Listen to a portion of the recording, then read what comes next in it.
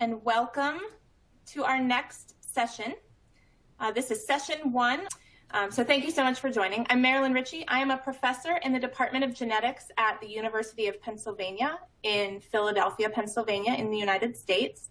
I'm also the Associate Director for Bioinformatics in the Institute for Biomedical Informatics. So I'm a researcher that has been using the UK Biobank as well as a lot of other biobanks around the United States and around the world for several years. I thought I would just start this session by giving you a little bit of perspective, especially for those of you who perhaps are new to genetic sequencing and genetic data analysis. So we're here today celebrating 20 years of the UK Biobank. 20 years ago, I was in my 3rd year of my PhD at Vanderbilt University in human genetics, which is in Nashville, Tennessee. My thesis project was using 25 single nucleotide polymorphisms, 25 SNPs.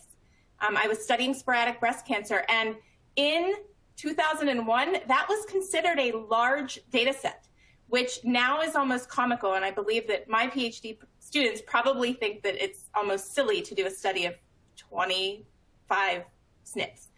At that point, the Human Genome Project had not yet completed. That happened in 2003. The first genome-wide association study was published in 2005. So while UK Biobank started 20 years ago and had the foresight to know that we would want a cohort of this size for genetic research later, it was completely brilliant. It was something that for me 20 years ago, I could have never conceived would be a reality. To think that today we have whole exome sequence and whole genome sequence on hundreds of thousands of people is just truly remarkable. It is not something I could have ever imagined 20 years ago as a 3rd-year PhD student. So we are very fortunate to be in the field of human genetics today. So this session that you're about to watch will cover the exciting data releases of whole exome and whole genome sequencing on 500,000 participants. It makes UK Biobank by far the largest sequencing project anywhere in the world, and we'll show how these data are being made available to researchers. We have 4 speakers today. Dr. Ben Neale, who is co-director of the program in Medical and Population Genetics at the Broad Institute. Dr. Luca Lotta, who is the head of Cardiovascular, Metabolic, and Musculoskeletal Therapeutic Genetics at Regeneron Genetics Center. Kari Stefansson, who is an Icelandic neurologist and founder and CEO of the Reykjavik-based biopharmaceutical company Decode Genetics. And Dr. Mary Helen Black, who is the head of Population Analytics, Computational Sciences at Janssen, which is a pharmaceutical company of Johnson & Johnson. We also are honored with the participation of 3 panelists, Professor Martin Tobin, who's a professor of genetic epidemiology and public health at the University of Leicester, Dr. Keren, who is the director of genome analytics at AstraZeneca Center for Genomic Research, and Dr. Yancy, who is scientific leader in statistical genetics at GSK. I have a few housekeeping items to go over with the group. So at the bottom of your screen, you should see multiple application engagement tools that you can use. All of the engagement tools are resizable and movable, so feel free to move them around to get the most out of your desktop space. You can expand the slide area or maximize it to full screen by clicking on the arrows in the top right corner. If you have questions during the webcast, you can submit them through the Q&A engagement tool, and we'll try to answer them during the panel session. But if we run out of time, they'll be answered via email later. We do capture all the questions. A copy of today's slide deck and other materials are available in the resource list, and feel free to download those and look to see if any would be useful to you. To get the best viewing experience, because this is a live webcast, we recommend using a wired internet connection and closing any other browser sessions that are running in the background that could improve your bandwidth to close those things. These webinars are bandwidth intensive, and so closing those other tabs will conserve your bandwidth. This is being streamed through your computer, and so there is no dial-in number, so please make sure your computer speakers or headset are turned on. Some networks may cause the slides to advance more slowly. So if you are on a VPN, we recommend that you turn that off. And if the slides are behind, pushing F5 on your keyboard will refresh your page. If you have other technical issues or questions, you can look in the help engagement tool at the bottom of your screen. And this is being recorded, and so an on-demand video of this webcast will be available in about 1 day. Before I hand it off to the first speaker, I just want to say a welcome to everyone. We have over 1,000 participants joining right now. So there are people from all around the world here to listen to this exciting session on genetic sequencing. So with that, I am going to wrap up and try to get us back on time. So I'm going to pass the microphone to Dr. Benjamin Neale.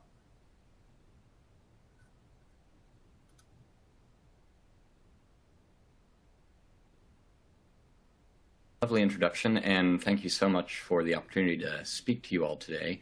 I'm going to talk about some of our efforts analyzing UK Biobank, particularly the exome sequencing data, and a portal that we've developed to make the results of all of the analyses that we've done sort of browsable and interactable.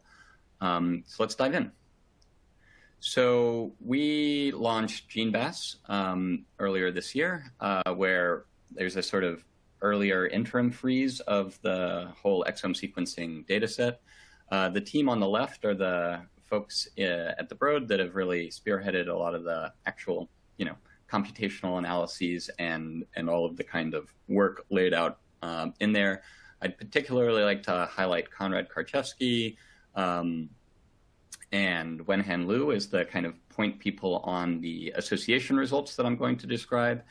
And in brief, you can see a couple of links down at the bottom, one to the website itself and another to a series of videos that Matt Solomonson, who's down here on the right-hand side, generated the walkthrough for how to use the browser and how to kind of interact with all of these exciting discoveries that we're making from the analysis of rare coding variation.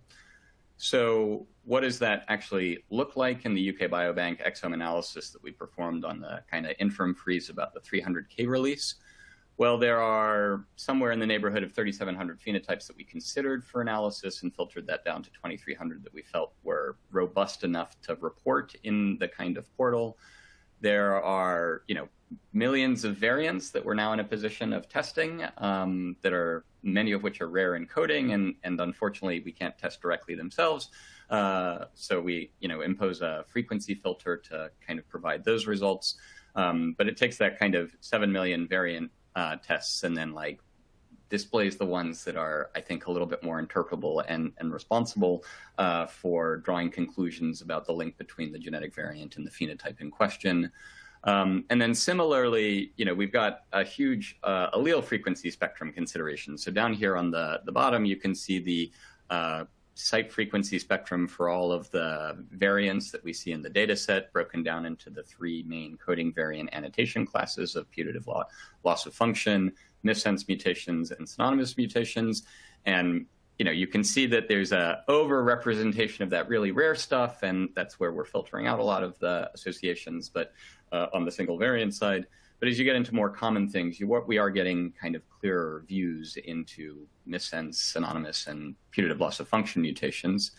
And then at the gene level, we group rare variants together in order to test them as a set rather than just test them one at a time, because if you got one copy of a variant, you're not going to be able to analyze it properly in that kind of statistical way.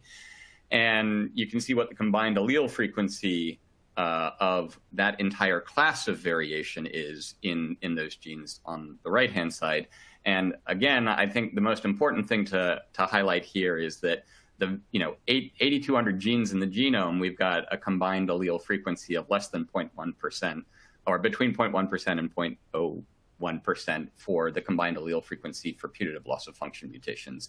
And those LOFs are the most interpretable class of genetic variation in the genome. They tell us more about what is happening than any other kind of mutation, and that's why they're so valuable. And even though Biobank is a massive data set, we still have a very long way to go before we've got enough observations of these kinds of mutations to really draw strong conclusions about what knocking out a single gene will do on human phenotypic variation. And so what we just heard about the importance of working together across multiple different biobanks and increasing the diversity and really going international in terms of these kinds of efforts is absolutely essential from a scientific point of view. All right. What do we see in terms of association? So this is like, you know, Manhattan, maybe like a Max-Hatton plot or something like that. We've got all of the phenotypes and then all of the gene-based associations and all the single variant associations that we trust laid out across all of the domains of phenotype that we've analyzed in the context of this biobank. And this just illustrates that there's a huge amount of association testing that we're performing. There's a huge amount of like space to explore in terms of the relationship between genetic variation and phenotypic variation. And there are a whole bunch of really clear signals. Now, a huge number of these signals are still common genetic variants that are like cropping up in LD and all that kind of stuff. But we kind of run a variety of different association approaches on the rare variant side. And there are genes emerging from these rare variant analyses that you can see on the right-hand side. I think maybe more directly to zero in on what we're discovering as a function of looking at the single variants versus the gene-based testing versus things where we're seeing convergent evidence from both the common variant, maybe like more single variant analyses, and the rare coding variant combined analyses. That actually most of these things were probably discovered through GWAS, but we still have a real hard time interpreting what the gene is in the GWAS context. And so in these areas where we have significant by both, we can be a lot more confident about the specific gene in that region being relevant to the phenotype in question. And so that's kind of some value add that you see in this medium gray color right here in the middle. And then the other thing that I would highlight is that the continuous phenotypes, so things like lipids or height or blood pressure, things where you can use the whole power of the cohort, are much better powered for discovery than categorical phenotypes like disease outcomes, because most of those are still rare, even in a cohort as large as UK Biobank. Now that's like the discovery, go explore the browser. I just want to talk to you a little bit about some of the other things that you can do with these kinds of results that I think illustrate the power of genetics, and some of the things that I'm particularly excited about in terms of how we might move forward in the coming years as we learn more about the role of rare coding variation more generally. So pleiotropy is a pervasive phenomenon in human genetics. There's a paper in Nature Genetics that Kyoko Watanabe and Danielle Posma led that I contributed some ideas to. And what we did was we kind of systematically looked across a variety of different GWASs and tried to evaluate whether genetic associations were mapping onto one condition or multiple conditions, how they relate. Now, for some things, there may be genetic risk factors for something like smoking, and anything that smoking is a risk factor, be it lung cancer or hypertension, that'll be a kind of downstream consequence of that genetic association on smoking, all the way showing up in those outcome phenotypes. That's one flavor of pleiotropy, that kind of causal path of exposure to outcome that we think about a lot in epidemiology. There are other kinds of pleiotropy that I'll turn to a little bit later in the talk, where the genetic variant is maybe having different biological consequences depending on what exactly it is doing. Now, how do we want to look at that with respect to Biobank? Well, we've got, nearly 350,000 associations that we think are pretty robust, high-quality associations to any phenotype across the entire cohort. We can then subset that to the question of how many are overlapping between more than one phenotype, hit more than one phenotype, and that's 5,000 plus associations mapping to more than one phenotype in the overall cohort. And then there are 152 associations that are extremely pleiotropic, that they have a wide variety of consequences across a very broad spectrum of phenotypic outcomes. An example that I'm particularly fond of is this SLC3988 gene, which is it's also called ZIP8. It's a zinc and manganese transporter, and a common coding variant has been identified in GWAS and FindMap for a variety of phenotypes, including things like schizophrenia, inflammatory bowel disease, Parkinson's disease, brain volume, hypertension, not always in the same direction across that laundry list of phenotypes that I just reeled off. And so it's really interesting. Like, this is a very basic biological function, how much manganese, and it's really the manganese that matters for the coding variant that's associated to all of those different clinical conditions that I mentioned. That manganese value is making a big difference across a huge amount of the phenotypic landscape in humans. And so this is the power of pleiotropy. It helps us think about how basic biological processes are going to translate across the human phenotype. We also see a similar pattern when looking at the rare coding variation analyses of 46,000 gene associations that we believe 600 of which show more than one association to phenotype, and then there are 24 that have association of more than 10 phenotypes. And again, SLC39A8 comes up as being associated across a broad spectrum of phenotypes. Again, this convergence of a gene's function can be triangulated through genetics, and genetic association across the phenome is a really powerful way to think about the value add for these kinds of biobanks. Now, we can try and drill into the ICD and look across domains a little bit. I apologize for the formatting. There's been a little bit of a shift in template, and that's caused some issues. But the right-hand side of this figure shows the sort of patterns of association across a wide variety of different kind of phenotypic domains in the kind of ontology space there. I'm just going to highlight a few examples of things where there are things that we know about already in genetics that make a lot of sense in terms of these kinds of results in biobanks. So one is ADH1B, which is involved in alcohol metabolism and is clearly a massive risk factor for alcoholism in general, but also influences alcohol behavior in the population more generally. And, alcohol consumption is associated to gout. And so you see this association to alcohol behavior pulling through for gout. Same deal kind of goes for LDL cholesterol. We got LDL receptor, and then that nice causal link between increased LDL cholesterol and ischemic heart disease, clear associations cropping out that way. Now, in the interest of time, I'm just going to skip towards this concept of the allelic series. So here, what we're doing is trying to find instances where there are coding variants that have different impacts on phenotypes. So that is to say, maybe LOFs have one nature of consequence across a set of phenotypes, and then missense mutations, maybe they differ in the nature of their consequence across phenotypes accordingly. And we can probe that by taking these genes that are associated to multiple different outcomes and then build a model that endeavors to specify how do we relate across these sorts of things. So here's a concrete example of this gene ATM, where you see LOS clearly associated to cancer, well-established association in the literature. And then you can see in the missense side that there's actually a clear association to platelet count. And that's a kind of different part of the biology that ATM might be influencing. It may be related to the cancer part as well. I'm not an expert on ATM, and I would encourage you to go dig a little bit more deeply. And so we can formalize this kind of approach with some work that Luca did in collaboration with us on trying to model the nature of effect sizes for missense mutations and LOF mutations to see if we can find instances where there may be different functional consequences for different kinds of genetic impacts. And when we do that, we're just building this this kind of maximum likelihood model of, well, let's assume that everything is the same effect across these pair of outcomes versus things are not perfectly correlated.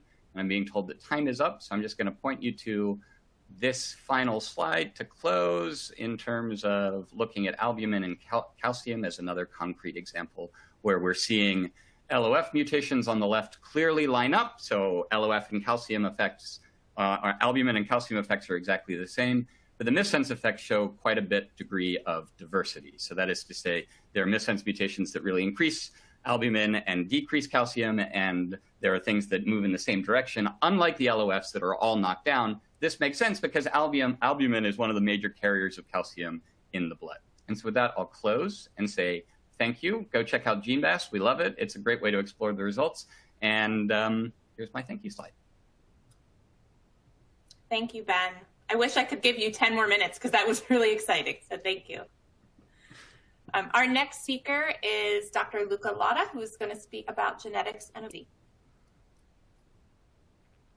Thank you. And thanks to the organizers for giving me the opportunity of presenting today on genetics and obesity, and particularly how sequencing of 640,000 human exomes helped us identify rare protein truncating variants in GPR75, which are associated with protection from obesity.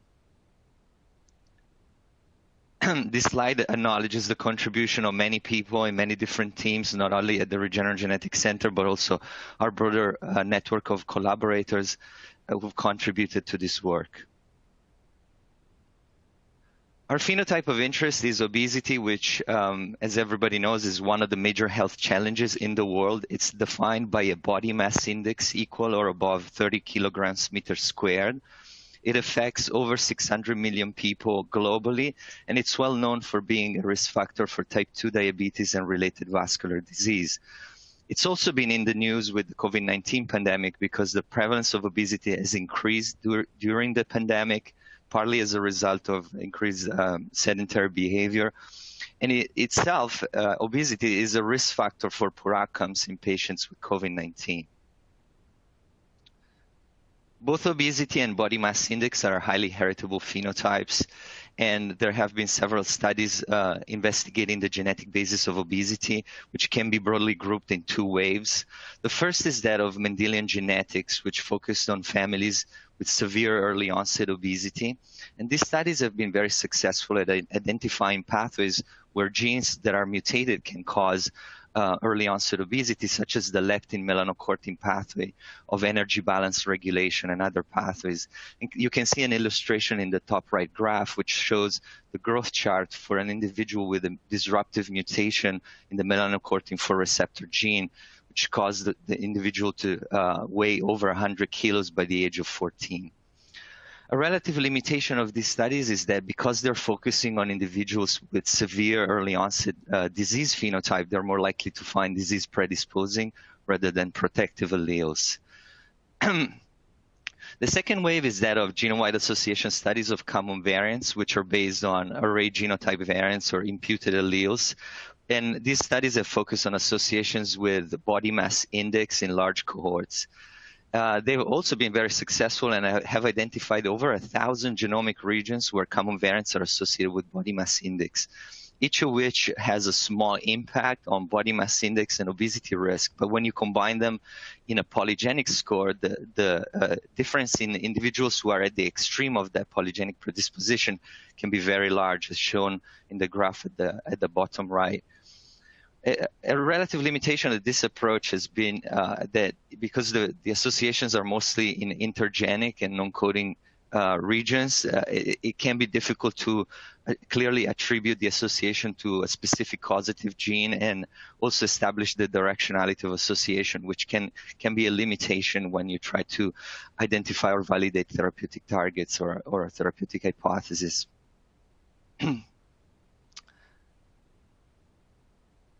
So we undertook a distinct approach to obesity genetics by focusing on exome sequencing at very large scale across the population distribution of BMI.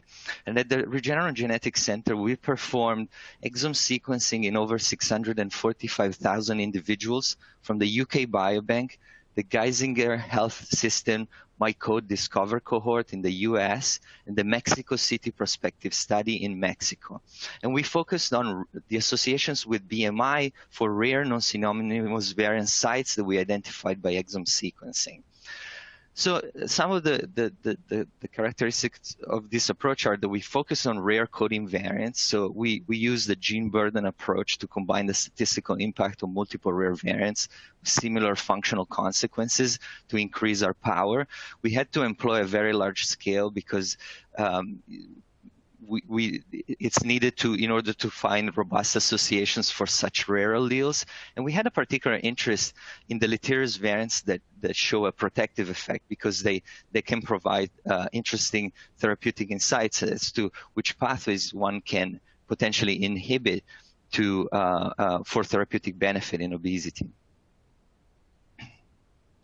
So we identified 16 genes that were associated with body mass index at a Bonferroni-corrected exome-wide statistical significant threshold. This included 5 brain-expressed G-protein couple receptors. And this really highlights the importance of central nervous system in the regulation of energy balance and obesity risk in humans. And it's very consistent with results from common variants GWAS or Mendelian genetic studies that highlighted CNS-expressed genes in the leptin-melanocortin axis and other pathways.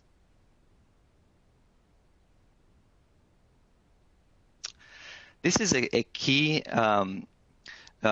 figure from our paper describing this work, which was published in Science earlier this year. And essentially, it shows the relationship between alternative allele frequency and per allele effect size in a BMI increasing and BMI decreasing direction for the the genetic variants that we identified in our study. And in blue, you can see the associations for fine mapped common variants that we identified running a GWAS in the same individuals, which form part of our exome sequencing discovery cohort. And in orange, you can see the associations for the burden of rare coding genotypes in the 16 genes that we find. And essentially, you can see that obviously by design, the common fine map variants are much more frequent than the rare ones, but the effect size of the rare coding variants that we identify are much larger. And the ones that we identify in a risk increasing, a BMI increasing direction include genes that are known to cause monogenic forms of obesity like MC4R or PCSK1. We also found associations with lower BMI and lower obesity risk, and amongst these stood out the novel and large effect and protective associations for rare protein truncating variants in GPR75, which is a G protein coupled receptor highly expressed in the brain across species. And protein truncating variants in GPR75 were rare across populations, were found in 1 every 3,000 people that we've sequenced, and were associated with over 5 kilograms lower body weight in heterozygous state.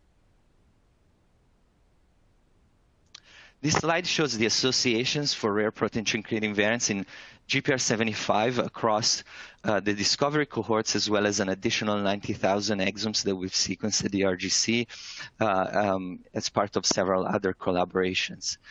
And you can see that the association was strong and consistent across cohorts, and that there's a key contribution on non-European samples from the Mexico City prospective study, which is a cohort of mixed American people that really had a key contribution to this association, really highlighting the value of transethnic exome sequencing as a discovery approach.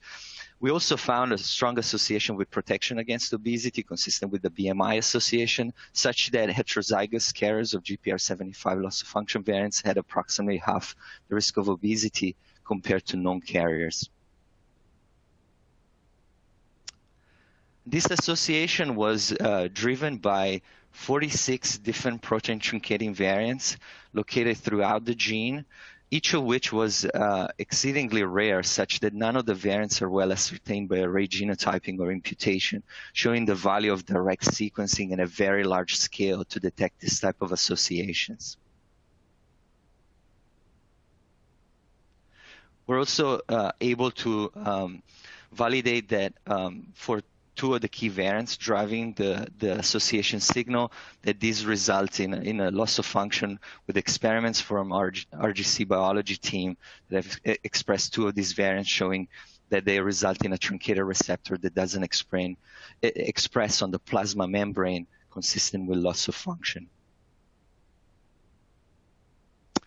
We went on to generate heterozygous and homozygous knockout mice with a regeneron velocigene technology, and we phenotyped these mice in collaboration with the Schwartzman lab at the New York Medical College, where wild-type heterozygous and homozygous knockout mice underwent a 14 weeks high-fat diet challenge. And as you can see from the plot to the right, wild-type mice actually more than doubled their weight during the 14 weeks challenge, whereas mice with a genetic deletion in GPR75 gain less weight with an allelic dose-dependent relationship, such that homozygous knockout mice gain 44% lower weight compared to wild-type mice. And this phenotype was accompanied by a healthier metabolic phenotype, as evidenced by lower plasma insulin levels as well as lower fasting glucose, again following an allelic dependent relationship. So in conclusion, our study really shows the power of exome sequencing in hundreds of thousands of people from large biobanks as a discovery approach complementary to those used so far in common complex disease genetics to find large effect protective variants for human phenotypes and human diseases. For obesity, it shows the importance of brain-expressed G protein coupled receptor, and particularly the importance of GPR75 as a key player in obesity in humans, where loss of function is associated with substantial protection from obesity. And we're able to validate this human genetic association in a diet-induced model of obesity in mice. And Regeneron is pursuing GPR75 as an obesity target with our own internal monoclonal antibody program, with sRNAs in collaboration with Alnylam, and with small molecules in collaboration with AstraZeneca. Just to quickly say that we're a growing team, and if researchers are interested in participating in this type of studies, please visit careers.regeneron.com to check out available openings. And I would like to close thanking once again, the many people who've made this work possible. Thank you, Luca. Very exciting work. Wow. Thank you so much for presenting it. So our next speaker today is going to be Dr. Kari Stefansson, who's going to speak on the value of whole genome sequencing. Kari pre-recorded this presentation, so we're going to watch the video now, but he is here and will participate in the panel discussion live at the end of the session. Thank you.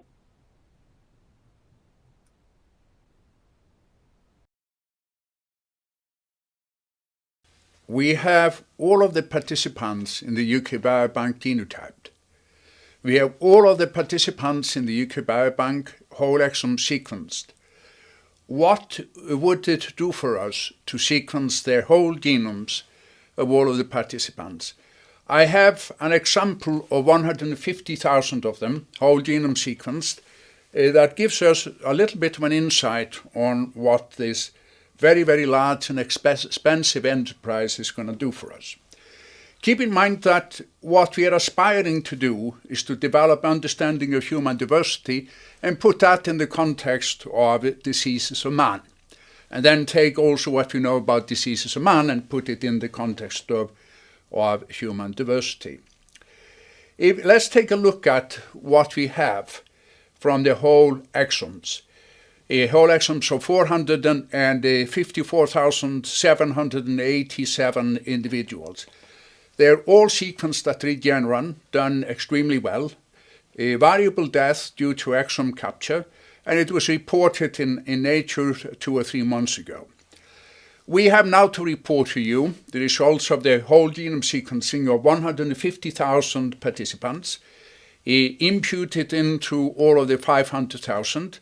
Amongst them are 10,000 individuals of African descent, 9,000 of South Asian descent, and 60% of the sequencing was done at Decode Genetics and 40% at the Sanger Center, to their average depth of 32.5. The whole exomes gave us 12 million coding variants, 8 million missense, 1 million predicted loss of function, and 3.5 million synonymous. The whole genome sequencing of the 150,000 gave us 643 million SNPs and indels, 1 variant every 4 base pairs, 3.4 million variants or 3.4 million SNPs and indels per individual, 12.5 million microsatellites, and about 900,000 structural variants. And as I said, this is all imputed into the 500,000 participants in the UK Biobank, and we could use 3 ethnicity strata. So what is the difference between the yield of various types of variants giving whole exomes versus whole genomes? The whole exomes gave us 89% of coding variants. The whole genomes gave us 98% of them. The splice variants, we got 87% of them from the whole exomes, 98% from the whole genomes. Of the 5 UTR variants, the whole exomes gave us 27%, and the whole genomes gave us 99%. Of the 3 UTRs, the whole exomes gave us 10%, and the whole genomes gave us 99%.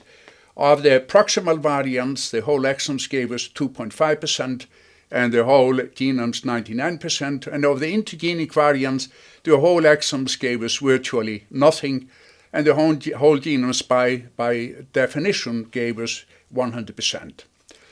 So what we have done with the sequence so far is that we have called the SNPs and the indels, the structural variants, the microsatellite. we have looked at the ethnic groups, and we have looked at genome conservation. I'm just going to give you one example of a SNP that was not discovered with whole exomes or genotyping, but was discovered through the whole genome sequencing. And the example I'm going to give you is from the study of height.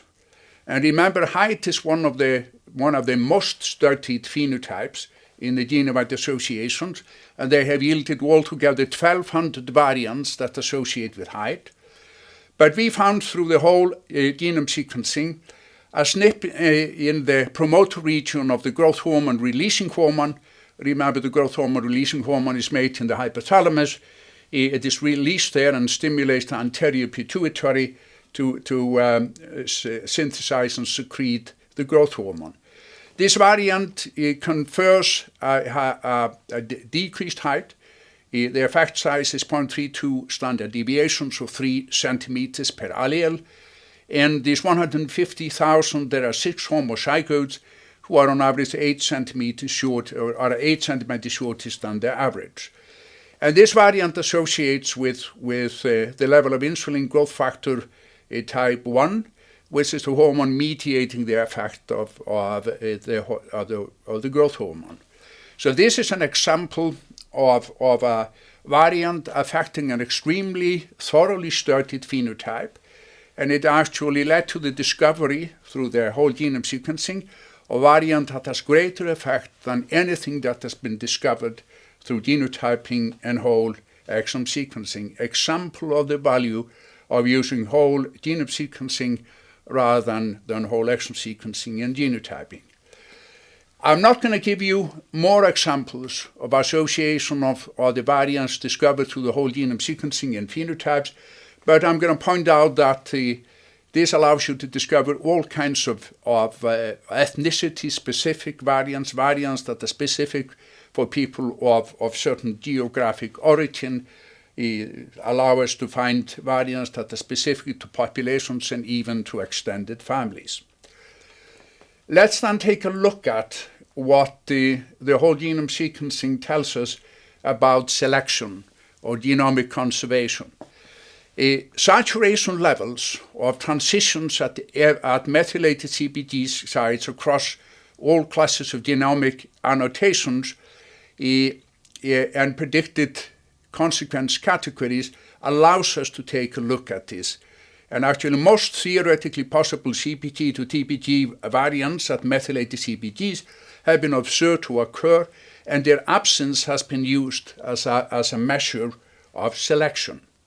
And actually, if we take 500 base pair windows and compare the number of variants to the variants expected, given the nucleotide compositions, we can assign a certain depletion, we can assign something that's called a depletion rank, 0 with the most depleted, 100 with the least depleted, and the coding exons have a very low depletion rank. But if we look at the 1% of regions with the lowest depletion rank, about 14% of them represent exons, 86% of them are non-coding with overrepresentation at splice variant, at splice sites in the UTR, upstream and downstream regions. And if we remove the exons from this, and we look at the 1% of the regions with the greatest depletion and compare them to the 1% with the least depletion, and ask the question, where should we expect to find variants that associate with phenotypes?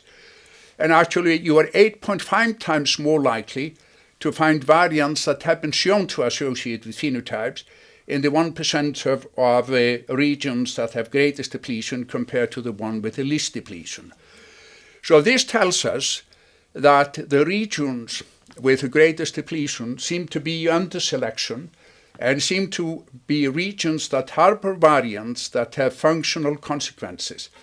So this is not just an interesting observation of the ratio or of the part of the genome under selection being outside. A large part of the genome under selection seems to be outside of the coding regions.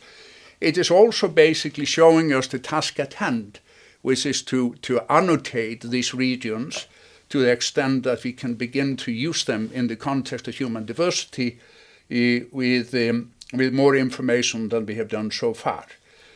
So if you look at the whole genome sequencing versus whole exome sequencing, what the whole genomes give us is 86% of regions under selection that are not found in the whole exomes, 10% of the coding exones, 75% of the non-coding exones, and majority of variants that associate with disease.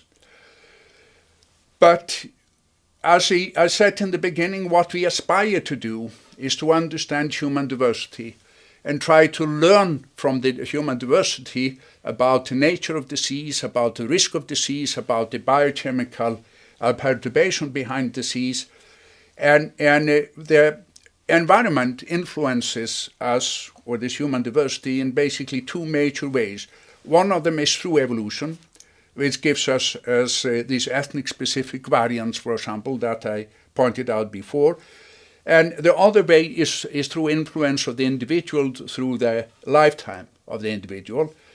And one of the things that we need to begin to do once we have all of the sequence, all of the sequence information on a very, very large number of people, like in the UK Biobank, is to begin to build a bridge between the genome and the clinical phenotype. And so we have to go from the genome to RNA to protein to biochemical pathway to clinical phenotype. And this is a cascade that is always under influence of the environment from conception to our death. And one way to begin to build this bridge is to look at the plasma proteome or the level of proteins in blood through the plasma proteome by looking at the business molecule in our biology, which are the proteins. And looking at proteins in blood, and it happens to be so that almost all of the proteins in the body end up in the blood. What it does for us is that it helps us to determine causal genes once we have found variants in the sequence. It helps us to begin to bridge the gap between the genome and the clinical phenotype, and it adds a temporal quality to our work because the level of proteins, they rise and they fall as a function of time to and from events. And they give us biomarkers of disease progression and regression.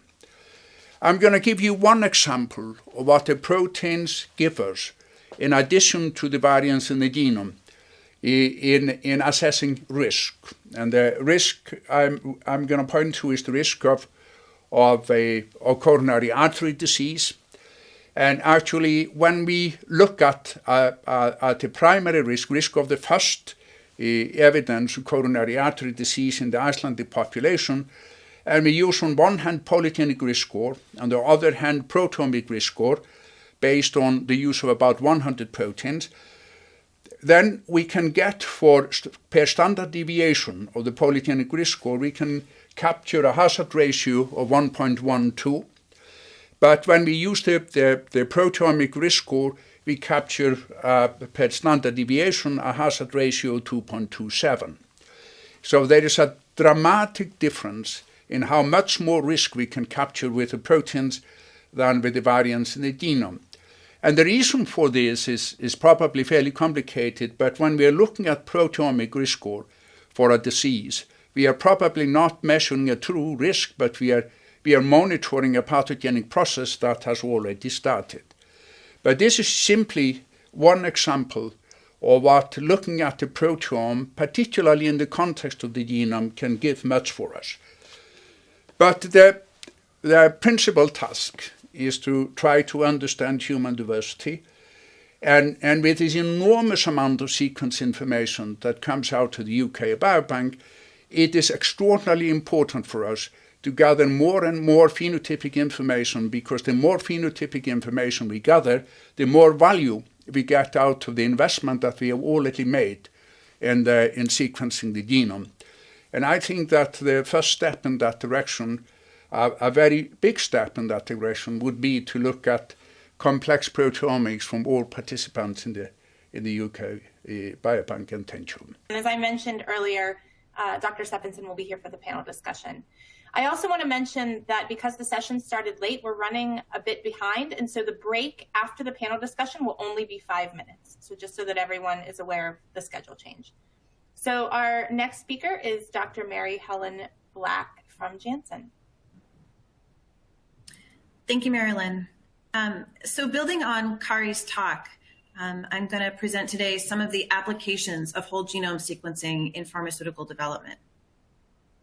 So in general, biobanks offer several advantages for pharmaceutical development, including comprehensive, consistently measured features on a collection of individuals linked to electronic health records and other disease or death registry information, samples for future assays, and large-scale data generated from such samples like genomics, metabolomics, and proteomics, which Kari just mentioned. These vast collections of samples and data enable us to identify novel drug targets, predict target-associated liabilities, assess opportunities for drug repurposing, and examine patient stratification to inform clinical trials. Today, I will describe our work with biobank scale data and then focus on examples based on our work at Janssen to predict potential adverse events in patients before they're seen in the clinic as part of our mission to develop safer therapeutics. So it suffices to say that the UK Biobank is one of the largest, most comprehensive sources of genotype and phenotype data available in the world today. All of the constellation of phenotype information is linked to genomic data, including SNP array on the full cohort, whole exome sequencing now as well, almost nearly on the full cohort, and whole genome sequencing that is underway on the 500,000 participants in the biobank, which is funded by a public-private partnership between UKRI, Wellcome Trust, and 4 pharmaceutical companies, including Janssen, each of which has invested in the generation and use of these data for developing new therapeutics. The first 150,000 whole genome sequences with an average of more than 30x coverage are now being released to the UK Biobank's research analysis platform and will be accessible to scientists worldwide. So for the past 2 decades, roughly 10% of drugs that entered phase 1 clinical trials have been successfully approved by FDA. And of those not approved, roughly half were due to non-clinical toxicology or clinical safety concerns. At Janssen, our non-clinical safety scientists perform extensive target liability assessments in the initial phases of compound development to drive early preclinical toxicology plans. And while there's many chemical and biological properties of a drug that contribute to its efficacy and safety profile, it's been shown that human genetic variation encoding the target protein can be used to predict therapeutic efficacy, as well as large-scale genomic, as well as provide evidence for the likelihood of side effects. Given large-scale genomic and phenotypic data that have become available to assess variation in genes encoding drug target proteins, and their contributions to health outcomes, target liability assessments have increasingly leveraged human genetics to inform overall safety risk and facilitate de-risking strategies. So using these large-scale data, we've developed a genomics-led target liability assessment workflow that leverages whole genome sequencing data. Extensive QC and filtration resulted in over 600 million variants, which are then joined with multiple sources of variant and gene-level annotation. The phenotype data include cleaned and harmonic codes for binary diseases, quantitative biomarkers and physical measures, and clinically informed algorithms for curated disease definition.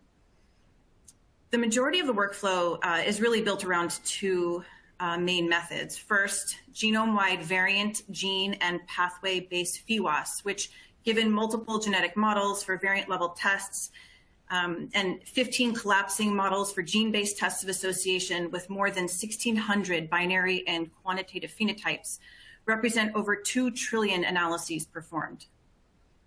Variant-level PheWAS can then be combined with QTL data from sources such as GTEx and EQTLGen, and soon pQTLs from the UK Biobank's proteomics initiative, with co-localization and 2-sample Mendelian randomization used to infer whether a causal link might exist between target variation and health outcomes. Next, we can perform putative loss of function carrier profiling, examining phenotypes for individuals who are homozygous or compound heterozygous for loss of function variants. Individuals homozygous or compound heterozygous for loss of function variants might be considered human knockouts, with clinical histories reflecting health outcomes that may be associated with, say, long-term inhibitor use. In addition to the evidence we can gather from population-based genomic and phenotypic data, we also examine gene and protein expression to understand whether the target is expressed in disease-relevant tissues, and whether there's evidence of differential gene expression in disease-relevant tissues consistent with a pharmacologic hypothesis. To build that evidence, we developed a tissue and cell-specific meta-analysis approach to assess differential expression for disease cases versus controls across 20,000 publicly available studies. We then consider evolutionary constraint, which has been shown to be predictive of targets with higher risk of liabilities, particularly if pharmacologic modulation is by inhibition or antagonism, and have found evidence from mouse models and human Mendelian disease is often consistent with gene constraint metrics. And lastly, frequently updated clinical intelligence provides information from clinical trials and post-marketing surveillance studies that can support observations from genomic analyses pointing to potential liabilities. So as an example of this workflow and how we applied it, we looked at LRRK2, a gene for leucine-rich repeat kinase 2, in which rare gain-of-function variants have been linked to both familial and idiopathic Parkinson's disease. GWAS meta-analyses of Parkinson's have also identified associations with common variants in LRRK2. Evidence from preclinical studies suggests that reduction of LRRK2 activity or expression is neuroprotective. However, preclinical studies also pointed to lung and kidney-related potential safety concerns. 2 phase 1 clinical trials for LRRK2 inhibitors in the treatment of Parkinson's disease have recently completed, and 1 is underway. So, using LRRK2 inhibition as an example, we observed that the gene is ubiquitously expressed at low levels in most normal tissues, including the brain. Expression is highest in lung and whole blood and moderate across cardiovascular and genitourinary tissues, including the kidney. Tissue-specific meta-analysis of differential gene expression studies did not reveal strong, significant effects of downregulation of LRRK2 in any disease. And of 9 gene constraint metrics, 7 indicate that LRRK2 is tolerant to loss of function variation, although scores like ARVIS suggest LRRK2 may be less tolerant to functional missense variation. I should also note that the only human Mendelian disease known to be linked to LRRK2 missense is Parkinson's disease. So to summarize our PheWAS results, we observed no significant or suggestive gene-based associations with any lung or kidney-related diseases, nor any gene-based associations with biomarkers of lung function measured by spirometry, or of kidney function assessed by creatinine, cystatin C, eGFR, or UACR.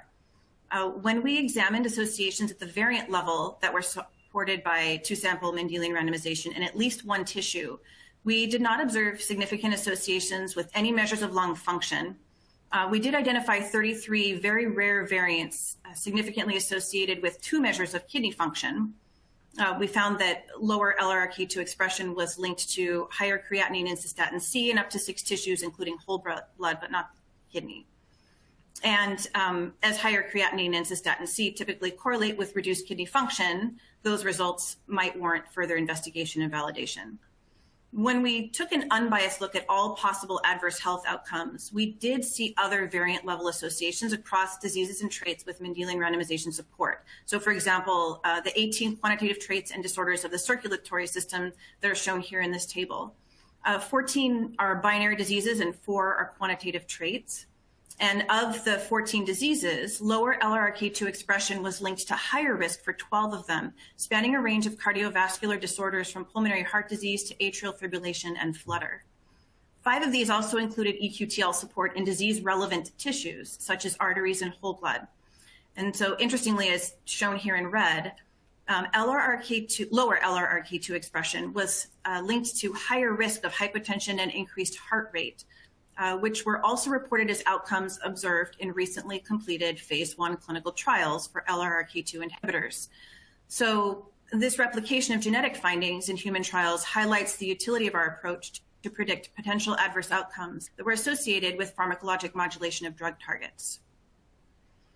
And among those with the whole genome sequencing, we identified 4 unrelated individuals, 2 homozygous and 2 compound heterozygous for loss of function variants, all of whom may be likened to human LRRK2 knockouts. All were of white British ancestry, UK Biobank enrollment, represent a range of ages, and were non-smokers. 3 are female. although we don't make statistical inferences on 4 individuals, we examined their clinical histories for indications of adverse health outcomes previously observed in our broader genomic analysis. So first, it can be noted that none of these individuals had any history of neurodegenerative disease or Parkinson's, and 2 of the individuals are now near 80 years and 1 over 70 years of age. Second, we note that none explicitly have evidence of lung or kidney disease in their clinical histories. Lung function assessed at UK Biobank enrollment was normal for all 4 individuals. 3 of them had normal kidney function, which was also assessed from baseline blood samples. And 1 individual may have had mild undiagnosed kidney disease due to modestly reduced EGFR and elevated UACR in baseline samples. All 4 did have a history of cardiovascular disorders, of which 2 were rhythm-related, again, consistent with our genomic analysis and reported clinical trial adverse outcomes. So in summary, we've shown that analytical workflows leveraging large-scale population-based genomic data linked to clinical information, such as that available in the UK Biobank, can be used to inform drug safety studies. For the example TLA on LRRK2 inhibition, we did not find strong evidence of lung or kidney-related liabilities in humans consistent with preclinical studies. We did find potential cardiovascular risks, some of which were consistent with observations in human trials. And the workflow we developed is based on a combination of quantitative and qualitative approaches, but we're currently working to better quantify risks by leveraging all available data in a supervised learning framework that allows for the estimation of a liability score for every target. We also emphasize massive sample sizes representative of diverse populations are still needed in order to properly assess the burden of disease and loss of function carriers.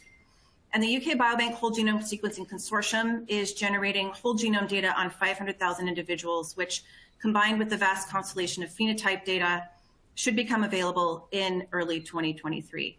And with that, I would like to thank several members of my team who contributed so much of the work that you saw today, and our partners who have also helped us implement some of the computational infrastructure needed to perform our analyses. Thank you. Thank you, Mary Helen. That was another phenomenal talk. First, I want to thank all of the speakers. These talks have been exceptional in this session, so thank you so much. And now we're going to transition into the panel discussion. And to start with, I would like to ask questions of the panelists who did not give a presentation today, and perhaps start with Keren Kars. One of the questions that came up in the Q&A is around the whole genome sequence data, and does whole genome sequence offer significant advantage over whole exome sequence, specifically for drug target discovery? We certainly saw a lot of examples from Kari's talk that we learn a lot more about the genome, but specifically around drug targets, do you think that the whole genome sequence offers more than the whole exome sequence? Yeah, that's a great question. Thank you. So, thank you. So at AstraZeneca's Center for Genomics Research, we've started off by looking at phenome-wide association studies of coding single nucleotide variants and indels from the exome data. And now with access to increasing numbers of genomes, we've started looking outside of those protein coding regions as well. I would say in terms of the scope for novel drug target discovery, for example, there are a couple of advantages that genome sequencing gives us specifically that exome doesn't. One is the possibility to identify non-protein coding genes as candidate drug targets. So one example might be long non-coding RNAs. And those present opportunities as well as challenges, particularly if, for example, a long non-coding RNA might modulate the expression of multiple different genes. And so it might provide another way of modulating genes in a particular pathway, for example, but additional associated challenges. And other forms of non-protein coding genes could also represent promising candidate drug targets. And there are some examples out there in the literature. Beyond that, the other big advantage in my mind of whole genome sequencing is that it allows us to identify particular classes of variation that are quite difficult to detect with exome sequencing. For example, structural variants, looking at things like telomere length, And those, if we can incorporate those classes of variation in conjunction with things like coding single nucleotide variants and indels, we could increase our power to detect associations with particular diseases of interest. Great, thank you very much. Another question, and maybe I'll direct this one to Dr. Yancy Lowe. The other side of pleiotropy is that we may identify variants that are good targets that will have fewer concerns for adverse events or adverse drug reactions because we don't see a lot of pleiotropy. Can you comment on any of the work going on at GSK around, I know that I have some collaborators at GSK that are doing some of these PheWAS studies as well. Can you comment on how we might use pleiotropy to also identify targets that won't have adverse reactions?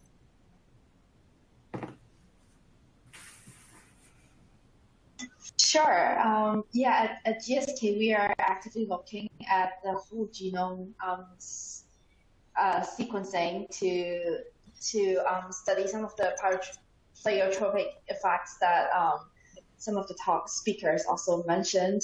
And I think for us, we are definitely interested in looking at how this whole genome sequencing can help us, look at some of the rare variant burden that can help us pinpoint some of the gene targets and add information on the directionality and the causal relationship of specific target indication pairs. Great, thank you. And the next question, perhaps we'll direct this one to Professor Martin Tobin. This came from the Q&A. What are your thoughts on the possibility of integrating different ancestries into future analyses, along with, to supplement or enhance the data that we have in the UK Biobank?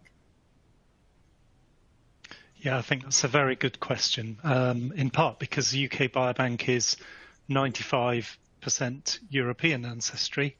Of course, because of the size of the UK Biobank, that does still mean that there are very useful data available on the 5% of individuals from other ancestry groups. But really, to make the most of those, we want to be able to combine those with other global efforts to improve sample sizes from diverse ancestries.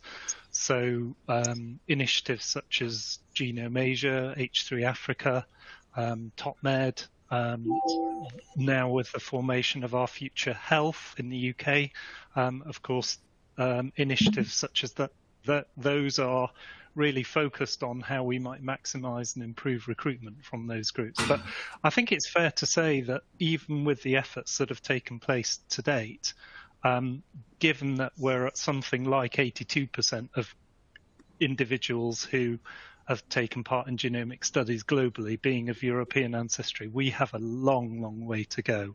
And I think we really need to be much more ambitious in terms of how we improve opportunities to have the kind of data to perform that sort of integration in the future. And we need to be thinking not only of how we boost the number of individuals with genomic data, but how we maximize the clinical and phenotypic data in those studies. And that might be an issue, for example, in low and middle income countries where you won't have linked electronic healthcare data and perhaps need additional funding for further field work in order to do the necessary phenotyping. Absolutely. And I wonder if anyone else wants to comment. One of the other things that I think a lot about in the context of these looking at data across multiple ancestry groups, in the world of statistical genetics, our methodologies, I think, will struggle with these mixed ancestries and protecting ourselves from population stratification. So do any of the panelists want to comment on kind of the analytical side of, assuming that we get the data from these diverse ancestry groups, how do we protect ourselves from population stratification? So I'm happy to wade into this one.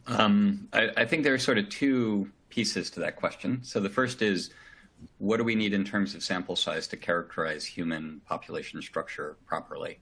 And frankly, even though we have things like 1,000 genomes or the Human Gene Diversity Panel, we don't have enough people to really capture the full space of human ancestral genetic diversity. So I think there's like we got to get to much larger sample sizes than we are now just to do the population genetics piece more accurately and precisely, because understanding, because the best way to control for ancestry is to have a clear idea about what the expectation is for an individual's genotype at a position that's very accurately calibrated. Now, there are other like validation, replication approaches within family designs are obviously hugely powerful. And I think one of the opportunities that Our Future Health is clearly offering is that when you start to get to sample sizes of 5 million in a place like the UK, you get a ton of families that kind of crop up in that and allow for the within family comparisons that are obviously protected against the population stratification biases that we'd be concerned about. I'd also point you to Tractor, a work that Elizabeth Atkinson developed in my group about how to incorporate local ancestry estimation into genetic analysis workflows in order to control for those things. I also think mixed models and things like Regenie and SAGE and the like are also useful tools for being able to generate high quality, robust association results. I think that the family structure is going to help us a lot. And that is one of the weaknesses of the UK Biobank, is that these are mostly completely unrelated individuals. And when we are getting to rarer and rarer variants, it is incredibly important to have family structure. And I think there's also one of the things we have to also be very open to is to recognize and validate what is done by people in other parts of the world. I'm beginning to see frequently sort of variants in genes that have been described out of Japan and elsewhere in Asia being rediscovered by us Europeans like it has never been seen before. And I think we have to avoid that. Great, thank you. And Kari, there was a question that came in for you, so that's great that your mic is already unmuted and you're ready to speak. You mentioned in your talk the importance of collecting phenotypic information and specifically proteomics. How do you prioritize different types of phenotypic information? Do you think proteomics is the most important, or what about metabolomics or imaging, or how do we prioritize, and how do we decide?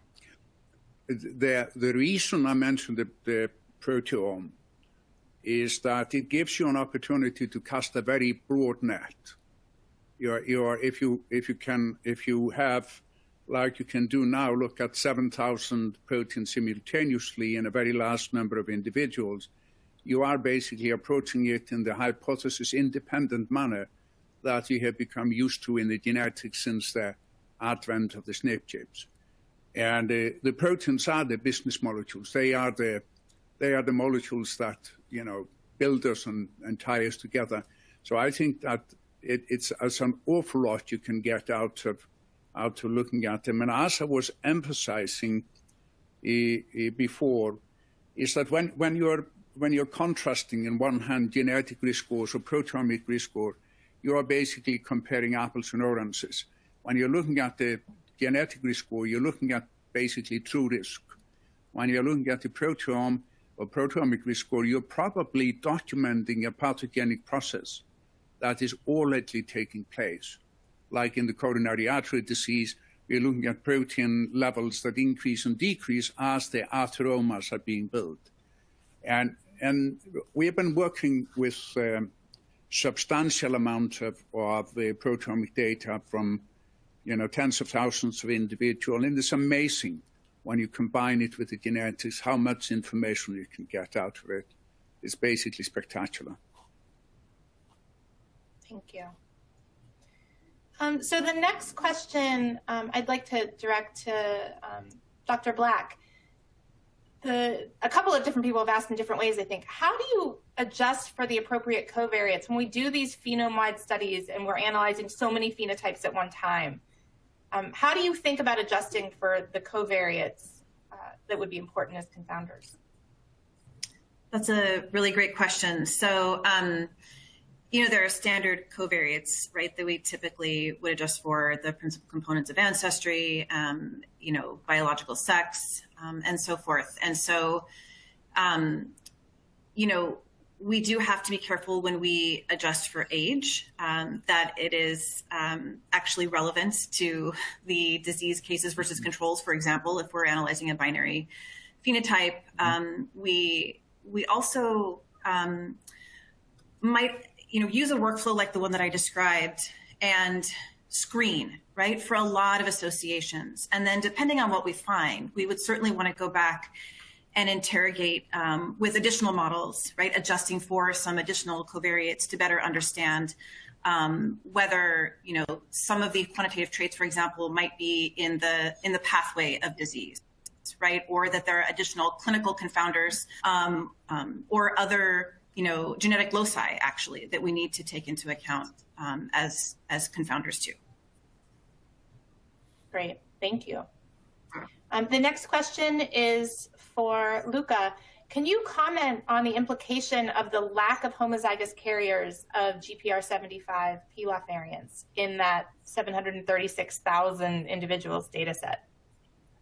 Yes, so the variants, the protein truncating variants in GPR75 are exceedingly rare. So we found a heterozygous carrier every 3,000 people that we've sequenced. So we shouldn't expect at that sample size to observe any homozygous carriers. That's why I guess a critical aspect moving forward is to have ever larger sample sizes from diverse settings where perhaps we can identify individuals who are homozygous, which is incredibly important in terms of understanding, what the phenotypic impact may be of complete inhibition of a certain therapeutic target. Great, thank you.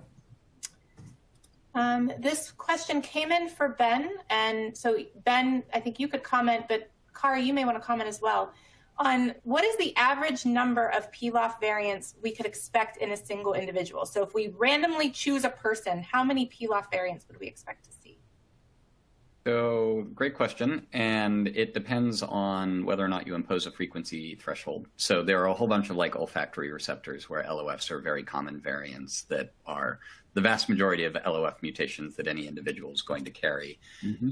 Taking all LOFs without any sort of QC or removal or anything like that, straight up annotation, you're in the 150 to 200 per person sort of range. If you reduce down to the set that are high confident LOF calls, so you remove some of the likely annotation problems, maybe do a bit of curation on top of that, and then restrict to less than 1% in the frequency in the population, you end up around about 15 to 16, something like that, 14 to 16, depending on exome versus genome. And then that's kind of split approximately equally between point nonsense mutations, frame shifting, insertion deletions, and essential splice site mutations. Those essential splice site mutations are slightly less common, but they're still a pretty important fraction. And then when you get rarer still, it's like 1 or 2 or 3. So it's like a countable number when you're talking about the super, super rare stuff. Yeah, but Ben, one of the interesting aspects is that if you look at the de novo mutations, that the 1 out of 10 individuals is born with a de novo loss of function mutation in a gene, which is really interesting. It means that 1 out of 20 individuals is born with a loss of function, de novo loss of function mutation in a gene that's only expressed in the brain. So it's not just that the inherited loss of function mutations play an important role. The de novo loss of function mutations in genes contribute very significantly to a public health problem, particularly in young children. I completely agree. All right. Thank you both. Another question, and perhaps I'll direct this one to Dr. Lowe. Can you say anything about the challenges or solutions of doing analyses that require integration of these public data with patient-level data that sits in private and secure healthcare systems? Have you all had any experience in this? Yeah, data integration is always challenging, and I think UK Biobank has an advantage of having phenotype and genotypes all in one research platform that is, that facilitates a lot of the analysis that we are doing. In our setup, we usually have to download and transfer massive amounts of data to be in the same place to actually perform a lot of the analysis. And I think it's always going to be a challenge, and standardizing data types and phenotypes and genotypes alike across different sources is always a data science challenge. And at GSK, we have a team of genomic and observation data scientists who are doing a lot of the data ingestion and cleaning work for us to be able to leverage data across public and private domains. Yeah, Martin, would you like to comment on that as well? I know that that's something that your group spends a lot of time thinking about too. I don't think I have too much more to say there. I mean, I would agree with those challenges. I mean, UK Biobank's model of making the data so available to researchers has really helped this kind of these kinds of initiatives to combine data. I think we may need to think a little bit more creatively about how we will do that in the future if we are analysing UK Biobank data all within the research analysis platform that's been developed for UK Biobank, and also in the context that we're thinking about the whole of UK Biobank, for example, as an imputation reference panel with its whole genome sequencing. So I think that's going to raise a whole range of interesting issues as we have resources like UK Biobank, Our Future Health, and so on to try and bring together. Great. Well, thank you so much. I think we're out of time. Just a few last points. I wanted to let everyone know that the video presentation from an applicant of the ECR competition who secured a runners-up position will be shared. And the winner of this competition will be announced at the end of session 3 by Rory. We also have some feedback questions that are going to appear after the video. So we would appreciate any feedback that the audience would like to share. With that, I want to extend great thanks again to all of the presenters as well as the panelists. I think this was an incredibly exciting session. I learned a lot. And thank you all in the audience for joining.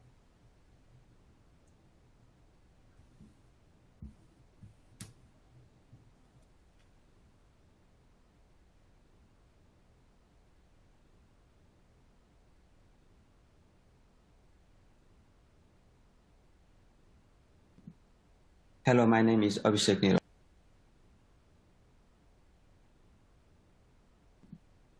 Hello, my name is Abhishek Nirola. Today I'm going to present our recent work on clonal hematopoiesis. I would like to thank the UK Biobank scientific team for providing this opportunity to present. Clonal hematopoiesis is a pre-malignant condition where a substantial fraction of blood cells originate from a single hematopoietic stem or progenitor cells. When a stem cell acquires a somatic variation that provides clonal fitness to the cells, it can give rise to its independent clone, leading to clonal hematopoiesis.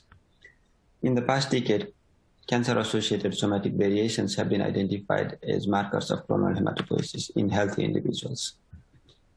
Clonal hematopoiesis is strongly associated with age and is common in elderly. Presence of clonal hematopoiesis is also associated with a high risk of developing hematologic malignancies.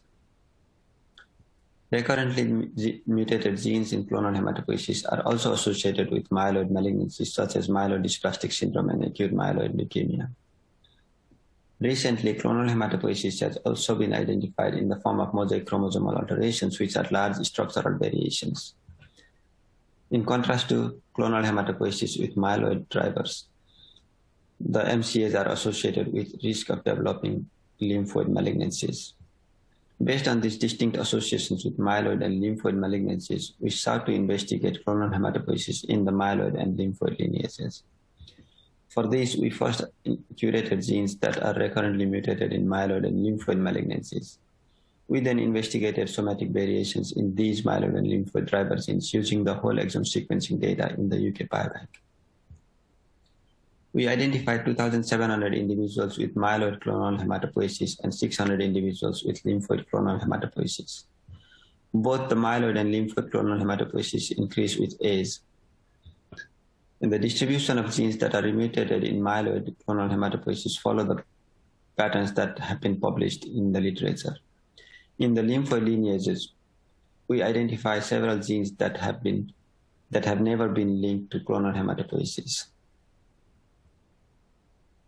Following these characterization, we asked how these myeloid and lymphoid clonal hematopoiesis may influence risk of developing hematologic malignancies. For this, we first identified individuals with incident myeloid and lymphoid malignancies in the UK Biobank based on ICD-10 codes. We found that myeloid clonal hematopoiesis were strongly associated with risk of developing myeloid malignancies, and the lymphoid clonal hematopoiesis were strongly associated with the risk of developing lymphoid malignancies. Next, we obtained the mosaic chromosomal alterations that were previously identified in the UK Biobank data and classified those into myeloid and lymphoid. We found that these myeloid and lymphoid mosaic chromosomal alterations were also associated with lineage-specific malignancies. Next, we asked how these myeloid and lymphoid clonal hematopoiesis influence blood cell counts. We found that myeloid clonal hematopoiesis was strongly associated with myeloid cell parameters such as platelet counts, neutrophil counts, and red blood cell parameters. On the other hand, the lymphoid clonal hematopoiesis were strongly associated with lymphocyte counts. Next, we integrated the blood count parameters and the genetic alterations in clonal hematopoiesis to identify risk of developing hematologic malignancies.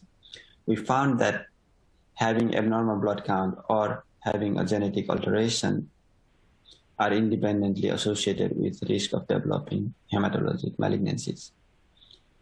In addition, we also found that having abnormal blood count and a genetic alteration amplifies the risk of developing hematologic malignancies, both in the myeloid and lymphoid lineages. In summary, we characterized myeloid and lymphoid clonal hematopoiesis, which are associated with lineage-specific risk of hematologic malignancies. And by integrating blood count parameters and genetic alterations, we identified individuals at the highest risk of developing hematologic malignancies. With this, I would like to thank my mentor, Ben Ebert, my collaborators, colleagues, and funding agencies. I would also like to thank the UK Biobank participants and the UK Biobank team. Thank you for listening.